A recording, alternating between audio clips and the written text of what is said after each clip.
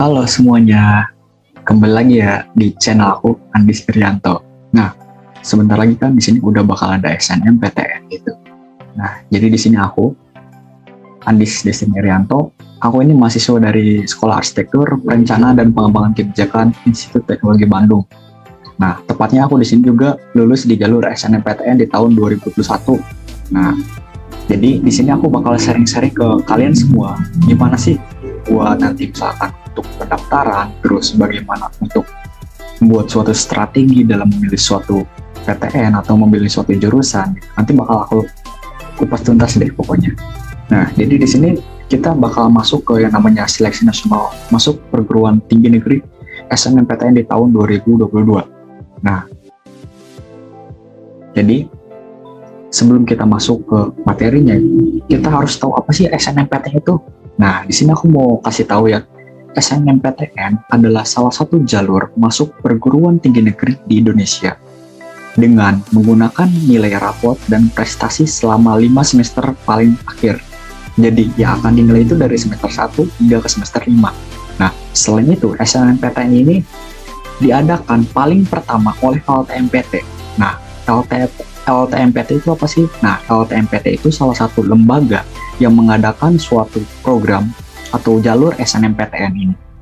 Nah, jadi di LTMPT juga ada 3 jalur.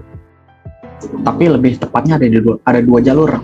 Yang pertama adalah SNMPTN dan yang kedua adalah SBMPTN.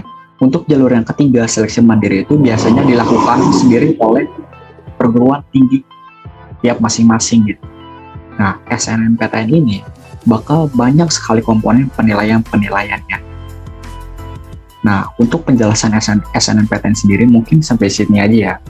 Kita bakal bahas dulu tentang apa aja sih yang akan dibahas nanti di dalam video ini.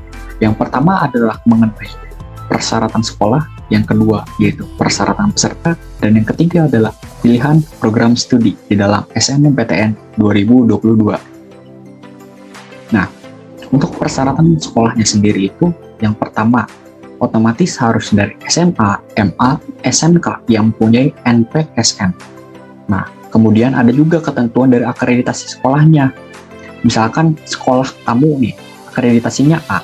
Nah, otomatis sekolah kamu tuh akan mendapatkan kuota 40% di sekolahnya. 40% kuota terbaik siswa-siswinya.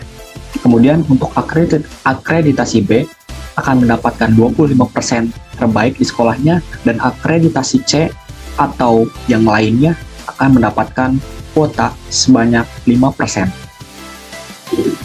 Nah, kemudian ada persyaratan peserta nih. Ini perlu dipahami oleh kalian para pejuang SNMPTN 2022.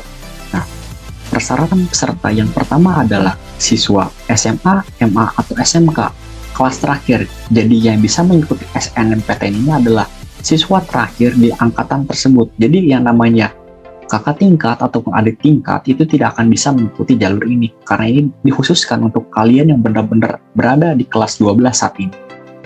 Nah, kemudian memiliki prestasi akademik dan memenuhi persyaratan yang ditentukan masing-masing PTN.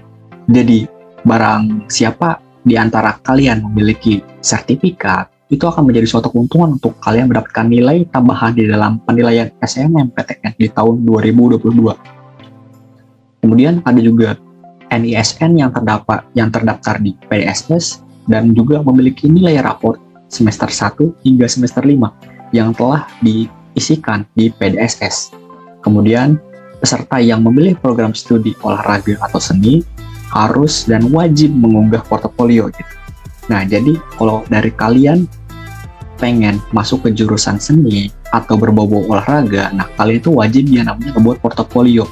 Nah, portofolio itu adalah salah satu penilaian yang benar-benar akan sangat dihitung di dalam penilaian SNMPTN. Misalkan kalian pengen masuk ke jurusan desain. Nah, nanti dari LTMPT-nya sendiri akan membuat suatu portofolio itu mengenai kamu harus bisa menggambar ini, kamu harus bisa menggambar dengan tema ini, kamu harus bisa menggunakan ini. Jadi nanti akan ada ketentuannya sendiri dari LTMPT. Kemudian di sini adalah pilihan program studi. Nah, Untuk pilihan program studi sendiri, setiap siswa dapat memilih 2 program studi dari 1 PTN atau 2 PTN. Kemudian, jika memilih 2 program studi, salah satu program studinya itu atau PTN itu harus ada berada di provinsi di mana tempat kalian SMA-nya berada.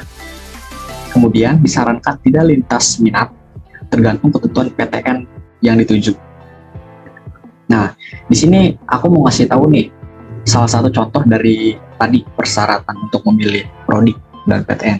Nah, misalkan Kiran merupakan orang asli Jawa Tengah gitu, namun Kiran bersekolah di SMAN X Provinsi Jawa Barat, maka pilihan yang dapat dipilih oleh Kiran yaitu yang pertama nih. Pilihan pertama, memilih ITB dari Jawa Barat, dan pilihan kedua yaitu memilih Unpad dari Jawa Barat. Kenapa ini diperbolehkan? Karena 2 perguruan tinggi ini termasuk di dalam provinsi ia sekolah, di mana ia sekolah di SMA yang berada di Provinsi Jawa Barat.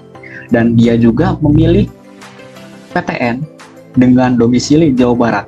Nah, kemudian yang kedua yaitu pilihan pertamanya yaitu UGM dari Yogyakarta, pilihan keduanya UPI dari Jawa Barat.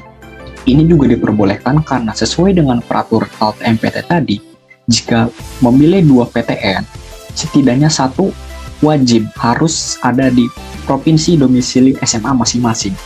Kemudian yang ketiga yaitu diperbolehkan karena apa? Karena di dalam peraturan LTMPT tadi, jika memilih 1 perguruan tinggi negeri, maka kita bebas memilih di mana saja.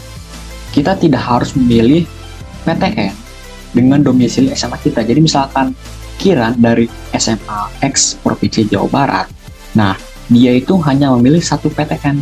Nah, dia boleh memilih di mana saja, misalkan di Universitas Cendrawasih di Papua, misalkan memilih di Universitas Brawijaya yang ada di Malang, atau dimanapun itu terserah karena hanya memilih 1 PTN.